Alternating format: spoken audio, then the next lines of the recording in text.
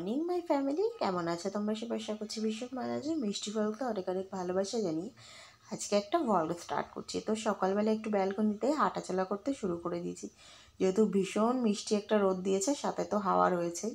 তো সেই জন্য আর দেখো, সকালবেলা হাবিকে বানিয়ে দিয়েছিলাম ইপ্পি।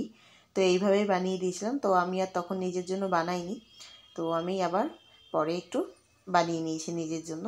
তো সেটাই এখন তোমাদের সাথে একটু দেখাচ্ছি আর কি। মানে আমি এইভাবেই ইপ্পিটা বানালে এইভাবেই বানিয়ে কিন্তু খাই, বেশ ভালো লাগে খেতে। তো দেখো, তারপরে এটা একটু ঠান্ডা হতে দিয়েছি, দেন তোমাদের সাথে একটু শেয়ার করতে চলেছি সেই বাগানটা। এই দেখো, এটা রয়েছে শিউলি ফুল গাছ, তার পাশে এটা বেল ফুল, এটা জবা ফুল, তার পাশে ওগুলো গোলাপ গাছ, আর রয়েছে সাদা ফুল গাছ, আর এই পাশ থেকে নিই অপরাজিতা ফুল। তো সেটাই, এই ফুলগুলো সমস্ত গাছই কিন্তু রয়েছে।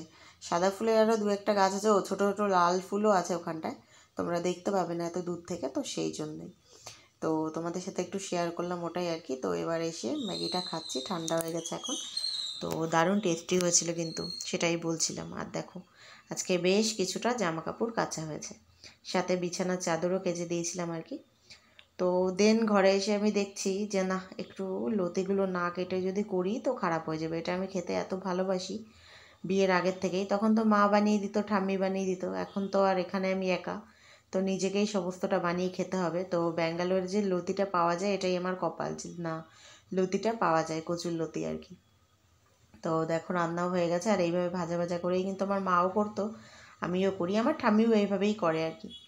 তো দেন দেখো, খেয়ে দিয়ে একটু রেস্ট নিয়ে নিয়েছিলাম। দেন ও অফিস থেকে আসার পথে আমাকে ফোন করে বলছে, কই কই একটু বাজার যাবো, তুমি একটু রেডি হয়ে থাকো। আমি বলছি ওকে ঠিক আছে, রেডি হয়ে থাকছি। তো একটু রেডি হয়েছিলাম, বাজার গিয়েছিলাম, অনেক কিছু কিনেছি দেখাচ্ছি। তার সাথে জিলেপি তো আছেই, জিলেপি কিনে নিয়ে এসেছিলাম। রথের দিন যেহেতু ওর তো ছুটি ছিল না, এখানে তো আর রথ হয় না, তো সেই জন্যই ওই তারপরে ও বলছে এখনও রথ আছে, সোজা রথ থেকে উল্টো রথ অবধি, তো জিলিপি খেয়ে নেওয়া আর কি। আর রথের দিন পাঁপড় ভেজেছিলাম। তো বাড়ি এসে বলছে আমাকে একটু চাউমিন করে দেবে, সকালে ইপ্পি করেছি, হয়নি, চাউমিন লাগবে বাবু, তো চাউমিন বানিয়ে দিয়েছে। আর দেখো, আর এখন তো বাজারে গেলে আম তো আনবই, এটা তো একদম মানে মাস্ট।